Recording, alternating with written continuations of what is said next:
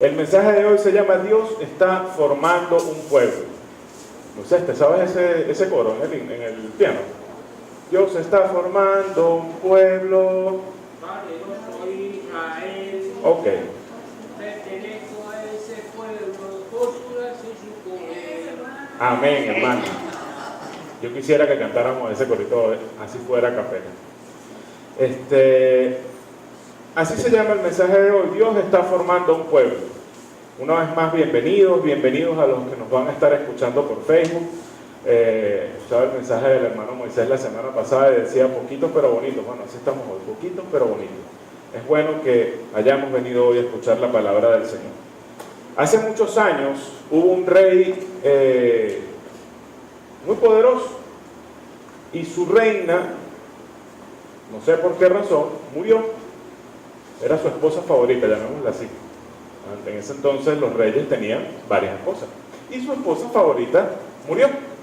En medio del dolor, la decisión de este rey fue hacerle un monumento, hacer una tumba grandiosa que fuera de honor y de memoria para la vida de aquella que él había amado tanto. Adquirió el lote de terreno para hacer la construcción y en el medio de esa propiedad colocó el ataúd. Y el edificio se comenzó a construir literalmente alrededor de la tumba de esa reina. Pasó el tiempo y aquel profundo dolor, aquel profundo duelo que este rey sentía por su esposa, dio paso a una pasión cada vez mayor por el edificio que se estaba construyendo. Podríamos decir que el rey se enamoró otra vez, pero esta vez del edificio que se estaba haciendo.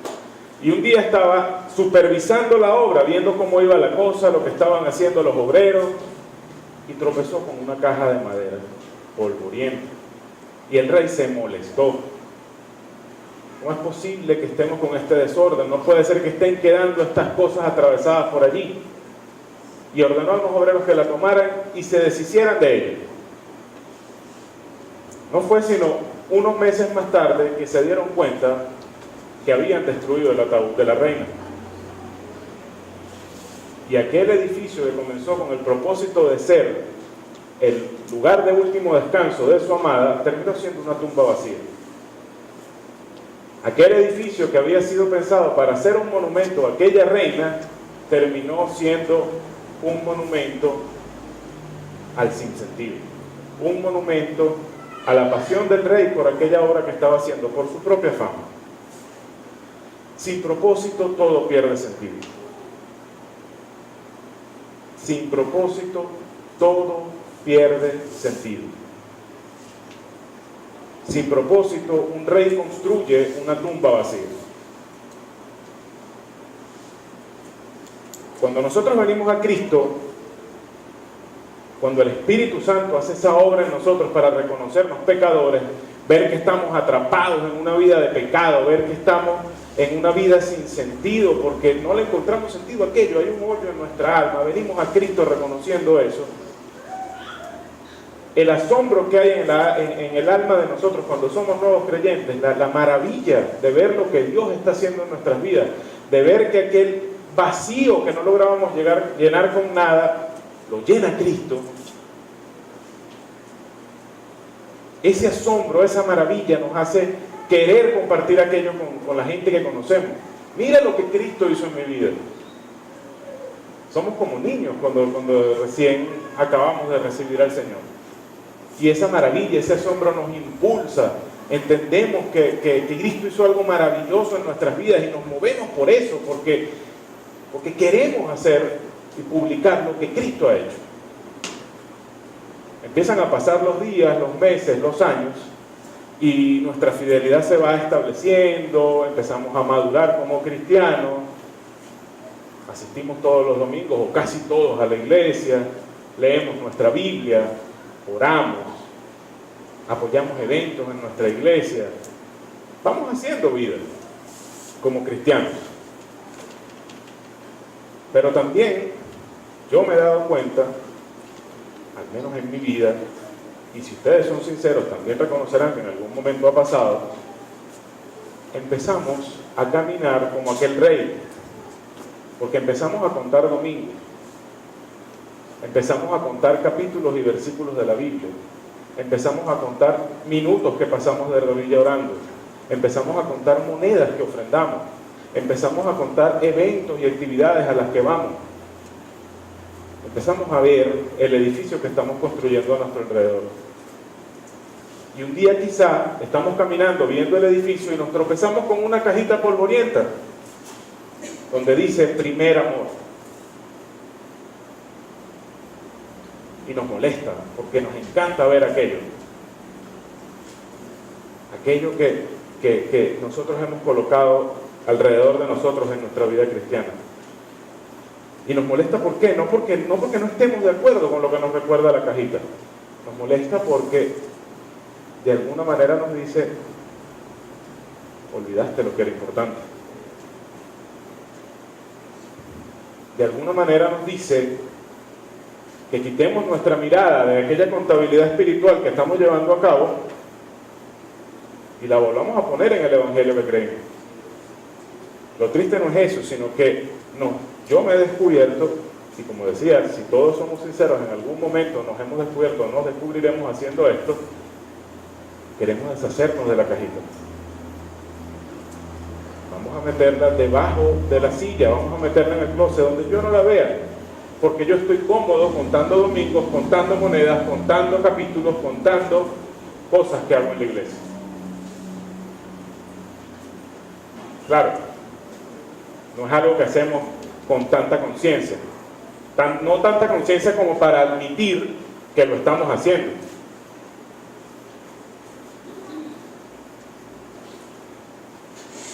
Pero empezamos a racionalizar la cosa. Yo no puedo creer que Dios quiera esto o aquello otro. Es que Dios me ama. Dios no quiere que yo esté con esta incomodidad. Dios quiere bendecirme. Y con eso determinamos de pasar la última capa de cemento arriba de la cajita. Y cuando eso pasa, hermanos, hemos perdido el propósito de nuestra vida cristiana. Cuando eso pasa, hemos empezado a transformar el evangelio a nuestra semejanza. Cuando eso pasa, ya no es el evangelio que me transforma a mí cada día más a semejanza de Cristo. Cuando eso pasa, el punto focal de todo esto que estamos haciendo, el punto focal de Dios, lo ponemos en nosotros. Quitamos el centro de todo lo que la Biblia enseña de Dios y lo ponemos alrededor de nosotros. Pasa de manera sutil, pero constante.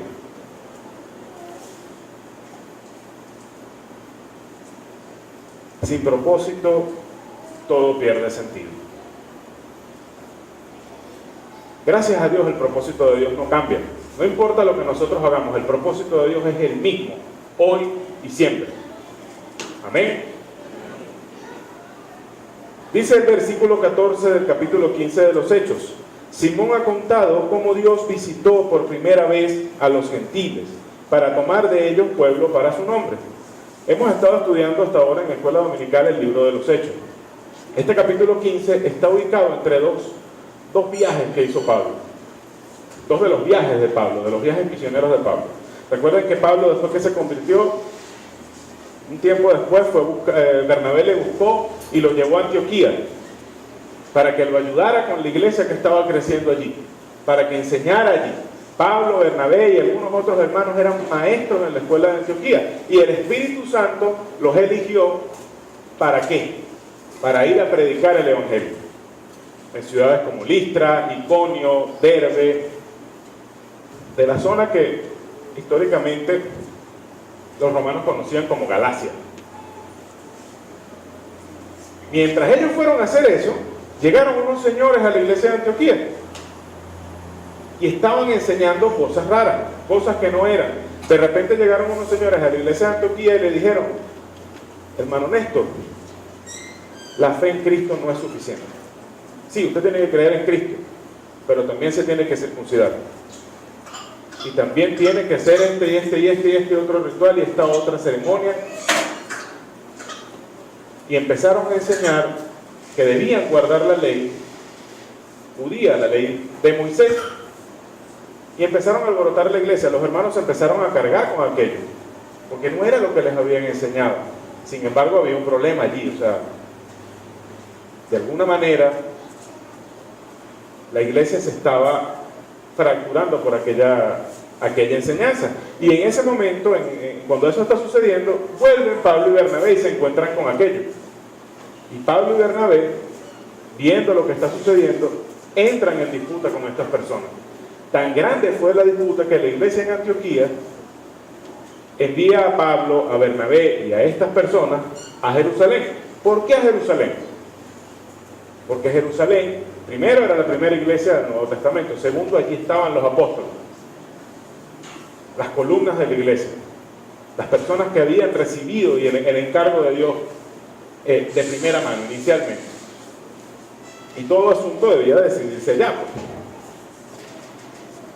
Presentan aquello ante el concilio de la iglesia en Jerusalén y se prende aquel problema en el concilio. Había muchos en la iglesia de Jerusalén que también venían de un contexto judío, y eran fariseos, sacerdotes, y se levantaron diciendo, sí, hay que circuncidarles, hay que hacerles guardar la ley.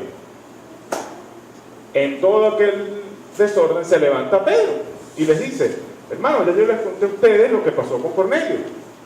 El Señor me guió a la casa de Cornelio para yo predicarle la palabra a ese hombre y a la gente que estaba en esa casa. Y no solamente creyeron, sino que el Señor dio señales de que los confirmaba, de que los aceptaba dentro de su pueblo. Y una vez levantado Pedro, terminado el testimonio de Pedro, se levanta Santiago. Santiago tenía una autoridad fuertísima sobre la iglesia de Jerusalén. Y Santiago dice lo que estamos leyendo en el verso 14. Simón ha contado cómo Dios visitó por primera vez a los gentiles para tomar pueblo para su nombre. Lo que está haciendo Santiago aquí es zanjar la cuestión. Confirma el punto de vista de Pablo. Lo que está diciendo Pablo es así como él lo dice. Dios visitó en ese momento por primera vez a los gentiles. Fue Dios, no fue Pedro. Dios usó a Pedro para visitar a los gentiles, para tomar de ellos pueblo. Y no solamente hace eso, sino que lo coloca en el contexto de la escritura hebrea. Toma una profecía del profeta Amós y dice, esto concuerda con los profetas. Esto está aquí, lo que pasa es que no lo entienden, no lo estamos comprendiendo como es. Esto que está haciendo Dios con los gentiles está en la escritura. Y era así. Es así. Dios estaba continuando una obra que venía haciendo desde el principio de los tiempos. Dios estaba continuando lo que siempre había hecho, solo que ahora era una nueva etapa. Estaba haciendo nuevas todas las cosas. Y es así. Desde el principio Dios ha estado formando un pueblo. No hace falta avanzar demasiado en la escritura para encontrarlo. Toda la escritura habla de esta acción de Dios. No hace falta avanzar mucho en el libro de Génesis, capítulo 1 y capítulo 2 de Génesis. Allí encontramos al soberano creando hombres para entregarles lo que había creado. Génesis 1 del 27 al 28, allí leemos, y creó Dios al hombre a su imagen, a imagen de Dios lo creó. Varón y hembra los creó, y los bendijo Dios y les dijo, fructificad y multiplicaos, llenad la tierra y sojuzgadla, y señoread en los peces del mar, en las aves de los cielos, y en todas las bestias que se mueven sobre la tierra. Dios creó a Adán y a Eva, varón y hembra, y les entregó la creación. Pero no solo eso, les entregó un huerto, les preparó un huerto en medio de la creación, con un fin muy especial. Génesis 2.8 dice, y Jehová Dios plantó un huerto en Edén, al oriente, y puso allí al hombre que había formado. ¿Qué sucedía dentro de ese huerto? Sucedía que Adán y Eva estaban en comunión con Dios. Dios estaba con el hombre en ese huerto, paseaba, digámoslo de alguna manera, con el hombre en ese huerto.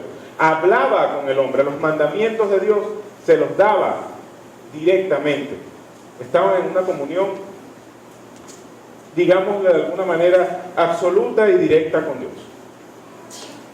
Dios creando criaturas, haciendo criaturas, formando hombres, formando un pueblo alrededor de él. Si avanzamos un poco más en el relato de Génesis, vemos cómo Dios, a partir de la caída del hombre, va preservando una línea de personas que le adoran.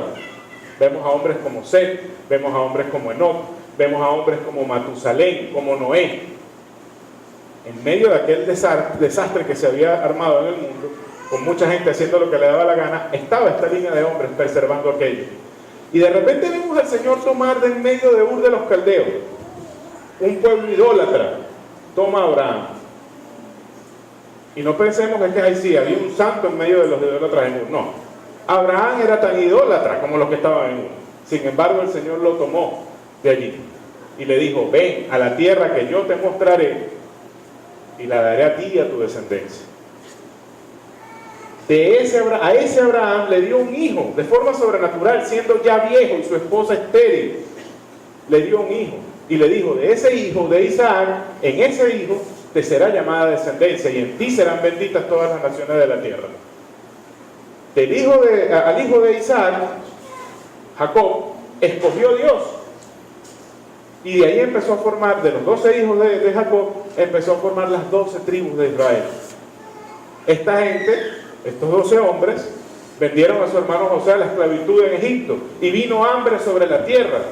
Y el Señor poderosamente obró en la historia de José y lo convirtió de esclavo a casi el rey de Egipto. Y por medio de esa obra portentosa salvó a las 12 tribus del hambre. Luego las puso en Egipto y allí las hizo crecer. Cuando se levanta Moisés ya no estamos hablando de 12 tribus, estamos hablando de un pueblo, más de 2 millones de personas.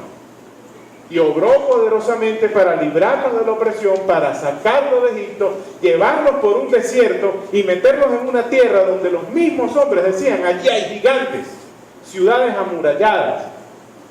Obró con poder para llevar a su pueblo a la tierra de Canaán, bendecirlos, multiplicarlos, hacernos crecer. Dios está formando un pueblo. En Deuteronomio 4:20 leemos: pero a vosotros, al pueblo de Israel, Jehová os tomó y os ha sacado del horno de hierro de Egipto para que seáis el pueblo de su heredad, como en este día. Dios está formando un pueblo. Luego avanzamos hasta el Nuevo Testamento y vemos muchos textos, pero vamos a hablar del texto en el que estamos parados. El Espíritu Santo en el libro de los Hechos está obrando a través de los apóstoles y a través de la iglesia para formar un pueblo. Lo está diciendo Santiago acá. Dios visitó por primera vez a los gentiles para tomar de ellos pueblo. Dios ha estado desde siempre formando un pueblo. Dios insiste en su acción de formar un pueblo. El hombre, por otro lado, insiste en fallar, ciertamente. Y bueno, vimos estos ejemplos. Recordemos a Eva, engañada por los deseos de la vista, los deseos de los ojos, los deseos de la carne y la vanagloria de la vida, rompió un mandamiento de Dios, pecó. Adán, sabiendo que iba a romper un mandamiento que el mismo Dios le entregó a él, la siguió y pecó. El pueblo de Israel, viendo los portentos que Dios hizo en toda esa travesía a través del desierto, se escogió dioses de piedra, de barro y de madera, a Acera, a Baal, sacrificó sus hijos a Moloc. A pesar de eso, Dios continúa formando un pueblo. En Efesios 2, del 13 al 14 leemos: pero ahora en Cristo Jesús. Son 5 palabras hermosas. Hemos estado leyendo, hablando del fracaso continuo del hombre. Y hay 2 palabras allí que son hermosas. Pero ahora, a Dios no le importa todo lo que el hombre ha estado haciendo, rompiendo y fracasando. Dios sigue haciendo lo que Él dijo que iba a hacer. Pero ahora, en Cristo Jesús, Dios sigue formando un pueblo. Dice acá: vosotros que en otro tiempo estabais lejos, habéis sido hechos cercanos por la sangre de Cristo, la preciosa sangre de Cristo. Y vemos el extremo al que llega Dios para cumplir lo que Él se propuso: armar un pueblo, formar un pueblo, derramar la sangre de su Hijo en una cruz para que nosotros pudiéramos entrar en ese pueblo. Pero ahora en Cristo Jesús, la sangre de Cristo Jesús derramada, de ambos pueblos hizo uno, dice acá, porque Él es nuestra paz, que de ambos pueblos hizo uno, derribando la pared intermedia de separación. Y aquí está hablando de los judíos, cuando dice de ambos pueblos, está hablando de los judíos y el resto del mundo. De ambos pueblos hizo uno. Dios está formando un pueblo. Por esto, el hecho de que Dios siempre trató con Israel de forma aparte, de forma especial, y ahora simplemente derribó la pared de separación que había entre Israel y el resto del mundo, y está tomando pueblos de todos los hombres, de todas las naciones. Gloria a Dios. Pero, Dios está formando un pueblo. ¿Para qué? ¿Para qué está formando Dios un pueblo? La iglesia hoy se regocija en que Dios está formando un pueblo y tenemos que regocijarnos. Dios está formando un pueblo, nos está llamando porque nos ama a estar en ese pueblo. Dios está formando un pueblo y lo bendice. Dios está formando un pueblo y lo enseña, lo hace crecer, le provee. Pero nosotros, la mayoría de nosotros en la iglesia de hoy, no estamos conscientes del propósito. Yo me atrevería a decir que escogemos a veces no estar conscientes del propósito de Dios, porque está clarito en la Biblia.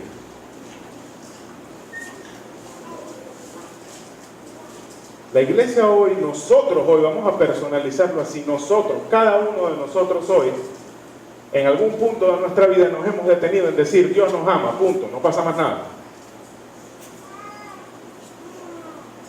Dios me ama, por eso me bendice. Dios me ama, por eso Él me provee. Dios me ama, por eso Él me cuida. Por eso Él me consuela. Por eso Él me enseña en la iglesia, me enseña en la clase, me da su palabra. Dios me ama.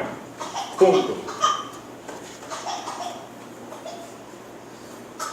Y entonces empiezan a surgir a veces, cuando nos encontramos con textos incómodos o difíciles en la Escritura, empiezan a surgir frases como, oye, pero Dios no me pediría que yo hiciera eso. Yo creo que yo estoy entendiendo mal, no es que Dios me ama. Dios no me pediría que yo sacrificara estas cosas, porque es que Dios me ama. Pero entonces cruza por nuestra mente una pregunta que creo que la pone el Espíritu, o es que sí lo haría, sí pediría eso de mí. Textos como Lucas capítulo 14, versículos del 26 al 27. Cuando leemos textos como esos, se encienden todas las alarmas cuando no estamos conscientes de cuál es el propósito de Dios. En Lucas 14, versículos del 26 al 27, leemos: si alguno viene a mí y no aborrece a su padre, su madre y mujer, e hijos, y hermanos y hermanas, y aún también su propia vida, no puede ser mi discípulo. El que no lleva su cruz y viene en pos de mí, no puede ser mi discípulo. Y cuando leemos eso, nos asustamos. Dios me ama. ¿Cómo Dios me va a pedir que yo deje a mi familia, a mi padre, a mi madre, mis hijos, mi vida? Entonces empezamos a racionalizar y decimos, como el primer ministro que trata de explicar lo que dijo el rey. No, bueno, él lo que quiso decir fue... Y cuando leemos el siguiente versículo es peor aún. El que no toma su cruz y sigue en pos de mí, y pensamos que la cruz es, bueno, mi esposa es mi cruz y yo la cargo, mi suegra es mi cruz y yo, mis hijos que no me hacen caso son mi cruz y yo la... ¡No! Jesús no cargó a María por Jerusalén hasta el Calvario. Jesús no cargó a sus discípulos hasta el Calvario. Jesús cargó una cruz de madera donde lo clavaron y lo mataron. Lo que está diciendo ese versículo es que estés dispuesto a morir por el nombre de Jesús. Pero cuando lo entendemos así decimos, no, yo me tengo que haber equivocado. Seguramente no es eso lo que Dios me está pidiendo, porque Dios me ama. Y si bajamos un poco más, creo que esta nos duele más a todos, al versículo 33 del capítulo 14, dice: así pues, cualquiera de vosotros que no renuncia a todo lo que posee, no puede ser mi discípulo. Nos pegó en el bolsillo. Oye, pero si esas bendiciones me las dio Dios, la casita, el carrito, los churupitos. Sí, eso es lo que está diciendo. Todo eso tiene que estar dispuesto a entregarlo. Pero en nuestra mente decimos: no, yo no creo que Dios me vaya a pedir que yo sacrifique todo eso. O sí lo haría. El problema es que pensamos en Dios como aquel Dios que estaba en la cima de la montaña, se vistió de hombre y bajó al pie de la montaña hasta donde estábamos nosotros, para demostrarnos su amor, para servirnos, punto. Él bajó solamente para estar con nosotros. No nos damos cuenta que cuando vemos a Dios así, lo estamos pintando como que si fuera un ser que está deprimido y solo. No, chicos, yo estoy muy solo, yo voy a crear gente para demostrarle su amor, mi amor, y para demostrarle que los amo y los voy a servir. En nuestra mente, el creador del universo se convierte en siervo de la criatura. Le estamos quitando a Dios su dignidad, su majestad. No realmente, pero en nuestra mente lo estamos haciendo.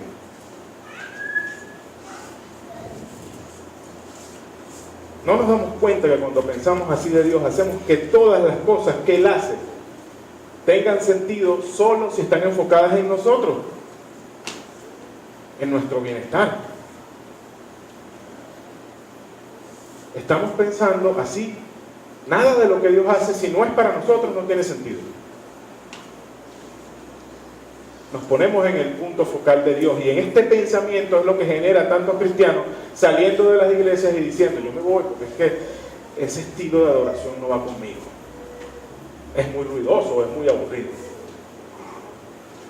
No, yo me voy porque es que no, mira, ese pastor es muy fastidioso, predica muy chingo, a mí no me gusta.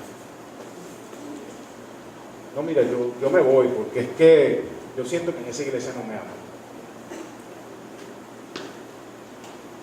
Y no nos damos cuenta que nuestro hablar se está llenando de palabras como yo, mí, conmigo, en vez de llenarse de Cristo.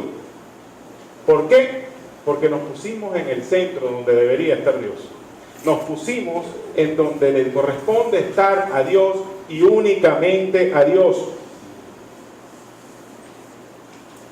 Actuamos como si Santiago hubiera dicho: Dios visitó por primera vez a los gentiles para tomar de ellos pueblo. Punto. Siguiente versículo. Pero Santiago dijo: para tomar de ellos pueblo para su nombre. Para su nombre. En la Nueva Versión Internacional dice: para la honra de su nombre. Yo creo que ya lo hemos hablado en algunos estudios bíblicos, lo que significaba el nombre para los hebreos.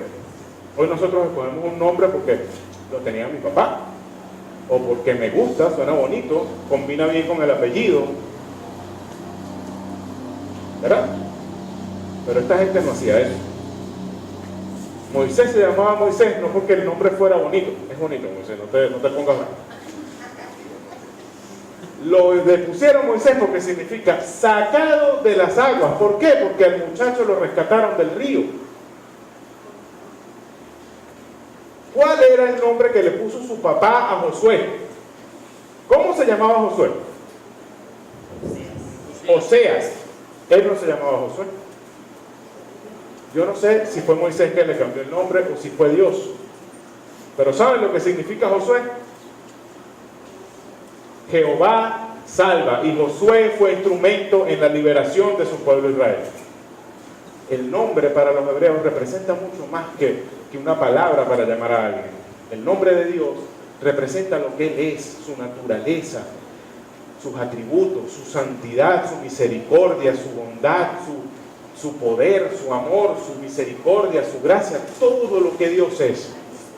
Cuando está diciendo que está tomando de ellos pueblo para su nombre, está diciendo muchísimo.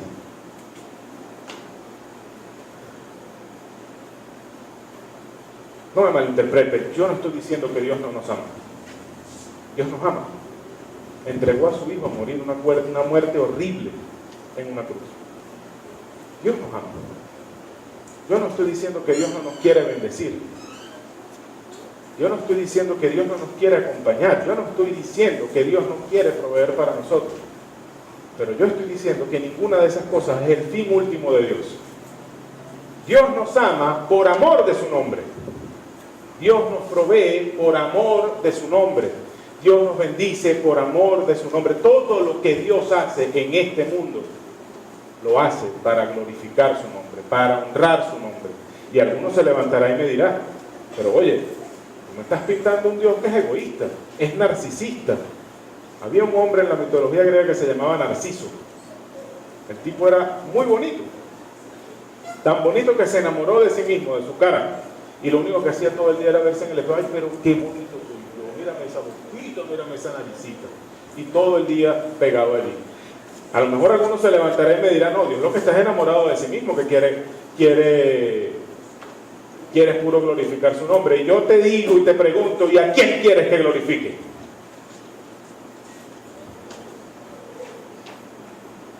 En el momento en el que Dios empiece a glorificar o honrar otra cosa o persona que no sea Él mismo, dejará de ser Dios.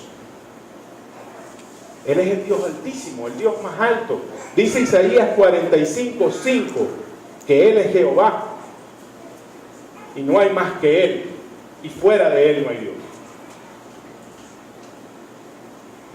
Dios busca glorificar su nombre, no porque Él sea egoísta o narcisista, sino porque Él es Dios y es adecuado adorarle, es adecuado glorificarlo. Si Él lo hiciera de otra manera, dejaría de ser Dios.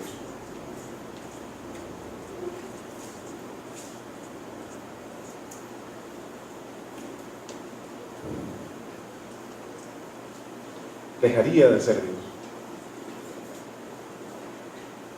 Si Él lo hiciera de otra manera, sería un idólatra.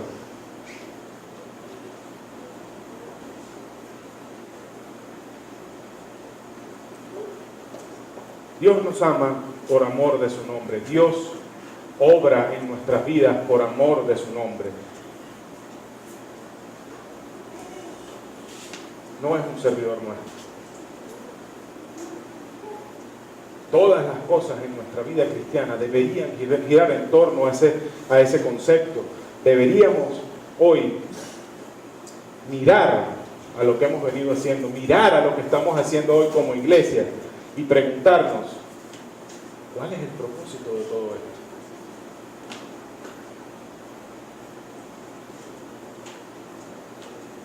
Dios está formando un pueblo para glorificar su nombre. Sí, en esta adoración en donde estamos, venir los domingos, escuchar la palabra, cantar los himnos, pero también todos los días de la semana viviendo vidas delante de la presencia de Dios. No dejemos a Dios en la iglesia. Imagínense eso, si de 7 días, solamente 4 horas nos dedicamos a adorar al Señor. Nuestra vida, no es que vamos a vivir cantando coritos, pero nuestra vida, nuestro trabajo, las cosas que hacemos, son adoración a Dios. Por supuesto, depende de cómo las hacemos. Usted puede adorar a Dios en su trabajo, en su casa. Usted puede adorar a Dios con su familia, con sus amigos, en el ferrocarril, guindando en una perrera. Usted puede adorar a Dios en cualquier parte porque Dios está en todas partes. Y toda acción que nosotros hacemos, como le acabo de decir, ¿es para qué? Para glorificar el nombre de Dios. Dios está formando un pueblo para glorificar su nombre, con nuestras vidas transformadas, pero no para que esa vida transformada se quede aquí o dentro de la casa, sino para que el Señor use esa vida transformada para tocar corazones, mediante acciones concretas, contundentes, a lo mejor pequeñas, pero que significan muchísimo para la gente que está allá afuera y que proclaman durísimo, con mucho volumen, el Evangelio de Cristo. Dios está formando un pueblo para glorificar su nombre por medio de nuestra fe, es verdad, pero no una fe que va del púlpito a la silla, no una fe que a lo mejor va de la silla al techo, sino una fe que sale de estas 4 paredes, de esa puerta, para ser compartida con un mundo que necesita desesperadamente de Cristo. Dios está formando un pueblo para glorificar su nombre en el compañerismo de los hermanos. Dios se agrada de la comunión de los hermanos. Dios está aquí, hermano. Pero también para glorificarlo cuando cada uno de nosotros va hasta donde nadie quiere ir, hasta donde está el despreciado, hasta donde está el que nadie quiere tocar. Hospitales, cárceles, barrios de extrema pobreza.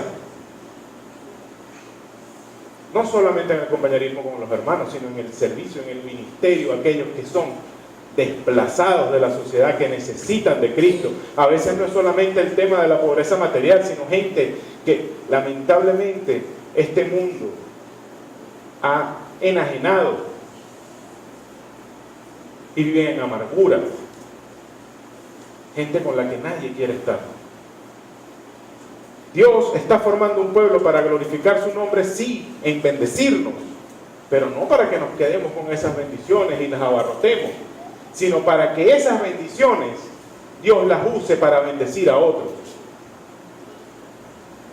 Dios está formando un pueblo para glorificar su nombre, sí, proveyéndonos, pero no para engordarnos, sino para que nosotros sacrifiquemos nuestra provisión y proveer a otros.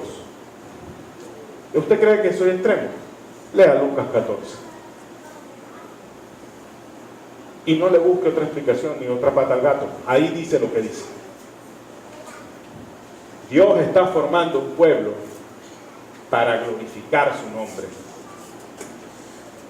Por eso, la Gran Comisión se repite en diferentes formas en los 4 evangelios y en el libro de los Hechos. En Mateo 28, del 19 al 20 leemos: y Jesús se acercó y les habló diciendo: toda potestad me es dada en el cielo y en la tierra. Por tanto, id y haced discípulos a todas las naciones, bautizándolos en el nombre del Padre, del Hijo y del Espíritu Santo, enseñándoles que guarden todas las cosas que os he mandado, y he aquí yo estoy con vosotros todos los días hasta el fin del mundo. Ir a ser discípulos.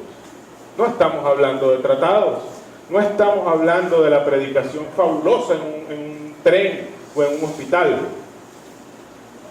Esos son partes. Estamos hablando de la gente que se preocupa verdaderamente por el futuro espiritual de una persona. Te genera carga. Pones las rodillas en la tierra del lado de tu cama para orar por esa persona como oras por tu hijo.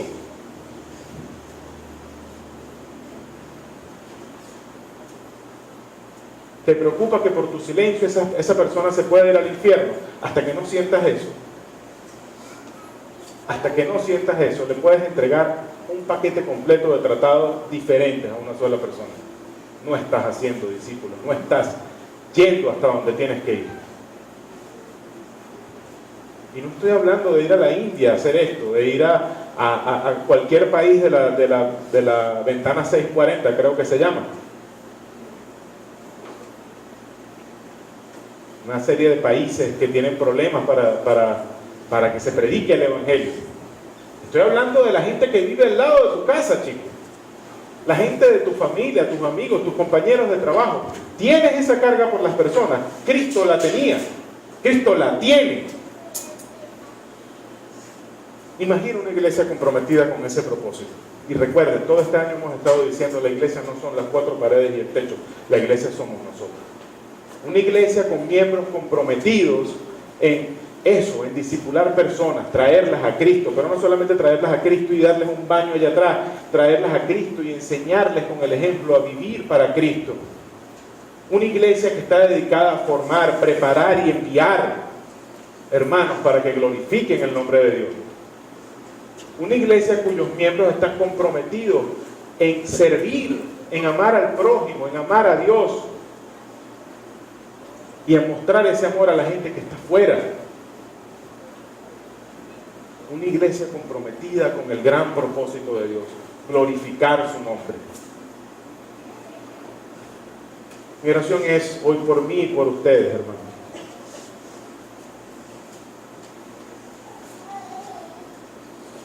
Mi oración es por mí porque todo este año, toda esta predicación de esta semana, esta preparación,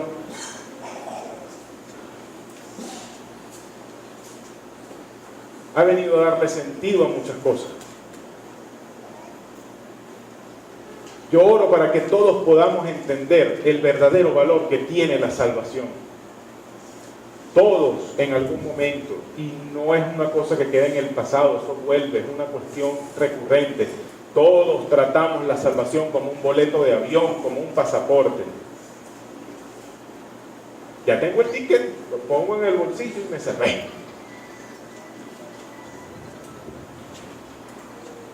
En parte la salvación es eso. Nosotros venimos a Cristo buscando que Él nos saque de un mundo de pecado para limpiarnos y llevarnos con Él a su presencia. Sin la salvación no podemos entrar. Pero la salvación vale mucho más que eso. La salvación es que Él nos habilitó para vivir por encima del pecado, por encima de una vida destruida, por encima de una vida de violencia, por encima de una vida de destrucción. La salvación vale más que cualquier cosa que tengamos, vale más que nuestro tiempo, vale más que nuestra familia, vale más que nosotros mismos, que nuestra vida, que nuestro dinero, que las cosas que tenemos. Yo oro para que todos, para que yo y para que cada uno de nosotros entendamos que vale la pena perderlo todo por Cristo. Vale la pena perderlo todo por Cristo. ¿Y qué significa perderlo todo por Cristo? No es perderlo todo simplemente por decir yo soy cristiano, mátenme. No, es perderlo todo porque mi vida la sacrifico al propósito que tiene Cristo.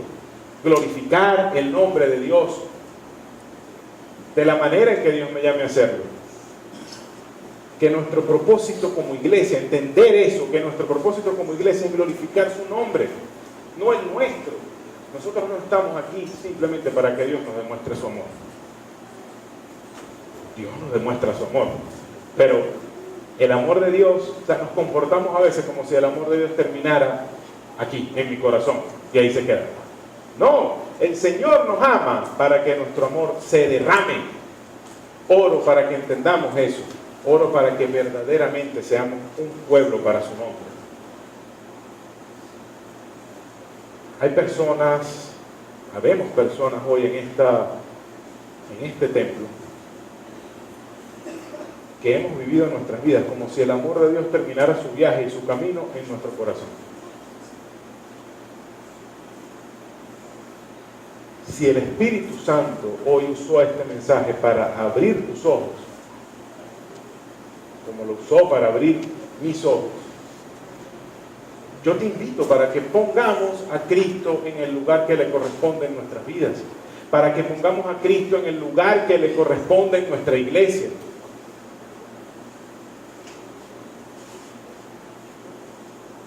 Yo les invito a todos a que reconozcamos el propósito eterno de Dios y trabajemos en pro de ese propósito.